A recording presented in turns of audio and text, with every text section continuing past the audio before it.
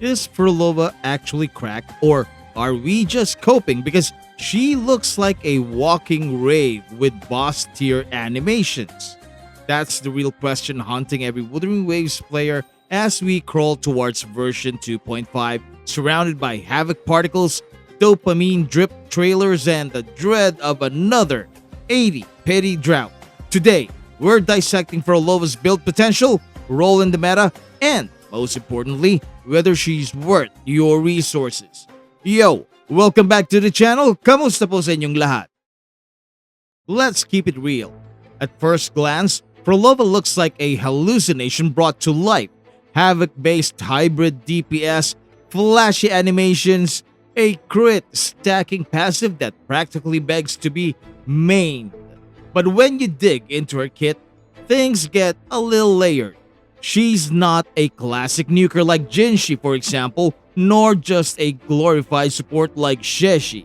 Instead, Phrolova steps into that rare, often misunderstood archetype, the hybrid DPS. She deals damage, enables her team, and looks like a Final Fantasy endgame boss while doing it. But does that make her a must pull? Her playstyle is kinetic but conditional.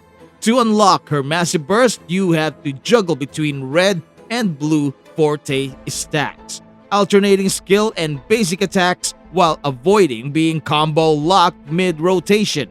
It's like solving a Rubik's Cube while dodging tacit discords. But once you master her rhythm, she unlocks a devastating liberation that deals massive havoc AoE and sets up a chain of echo skill follow-ups. Her kit finally makes echo skills relevant and even rewarding. Let's kick things off with her team comps. The devs are clearly teasing a Cantarella, Phrolova, and Roccia core trio, and for good reason. Cantarella floods the field with echo triggers. Roccia's tornado, yep, it counts as an echo skill. Together, they activate Phrolova's post-liberation follow-up attacks like clockwork, turning your screen into a havoc particle explosion. Don't have either? No problem. Units like Sanhua, Verena, or even Baishu can sub in. The key is maximizing echo triggers because without them, she's all build up and no bang. But here's a reality check. Phrolova is needy, not just field time hungry, she is, after all, a diva. She demands precise rotations, rapid stack management, and well-timed echo chains. She's allergic to button mashers, play sloppy, and she'll let you know. This makes her less forgiving than casual-friendly nukers like Carlotta or Jinshi. But if you're into crisp rotations, counter timings, and smooth synergy chains, Phrolova might be your next obsession. High skill ceiling, high reward. What's underrated is how her liberation window lets you slip in a DPS to capitalize and deal massive upfront damage. Jinshi and Carlotta slot in beautifully. Jian, perfect for quick bursts. Camellia, Brant, Calcharo, even Shang Liao all work as long as they don't hog the field. Overstay and Phrolova's crit buffs start evaporating, dragging your DPS with them. Now, for the build talk. Her best weapon, no surprises here, is her signature, Lethean Elegy. 587 base attack, 24% crit rate, plus a passive that instantly boosts attack by 12%. Deal echo skill damage and boom! 32% more echo skill and resident skill damage. Plus 8% defense ignore. It's cracked, period.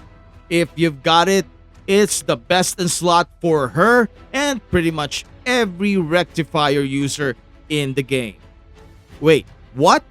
You're not getting her signature? Well then, the String Master is your next best pick, especially with its rapid skill activation synergy. Whispers of the Sirens also works thanks to her high crit scaling. For 4 stars, options are Slim but Fusion Acquisition or Augment can be decent placeholders for their attack boosting passives. As for echo sets, Dream of the Lost is non-negotiable. It boosts Echo skill damage, the core mechanic of her post-liberation kit. Pair it with a 2-piece sun-sinking eclipse or midnight veil for a flat 10% havoc bonus. The combo scales beautifully with her kit, ensuring her follow-up attacks hit like trucks during echo chains. Now, Nightmare Hecate. Her signature 4-cost echo isn't just for cosmetic flair.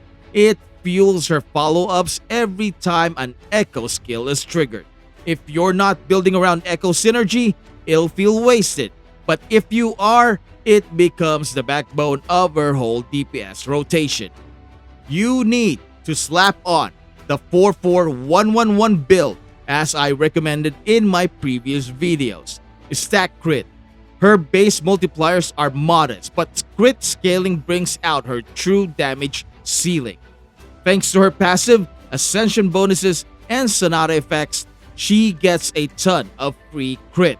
Aim for 70% crit rate and 250% crit damage minimum. If you don't have her signature weapon or a crit rate weapon, go with 2 4-cost echoes with crit rate main stats. If you do have crit rate covered, swap one for crit damage. The synergy pays off, I promise ya. So, the $1,000,000 question, should you pull? If you're bored of autopilot DPS and want a challenge with massive upside, Phrolova's got your name written in glittery havoc particles. She's intricate, she's powerful, and in the right hands, she can rival top tier comps. But she demands more than just investment. She demands mastery. She's not for the faint of heart.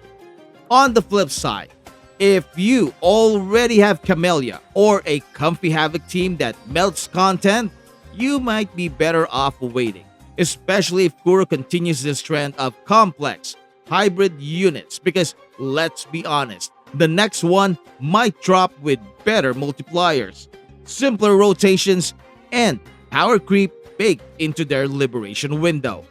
Still, let's not pretend. You saw the trailer, you felt the drip, you probably pre-farmed echoes before the patch notes drop. So yeah, you could skip, but deep down, you know you won't. We never do. So, what's it going to be? Is Phrolova your next masterpiece or a beautiful havoc-drenched trap? Let me know in the comments below. And while you're at it, why not leave this video a like? Subscribe to the channel if you haven't yet and hit that bell to seal the deal. And with that, thank you so much for watching. Maraming salamat po. I'll see you in the next one. Goodbye.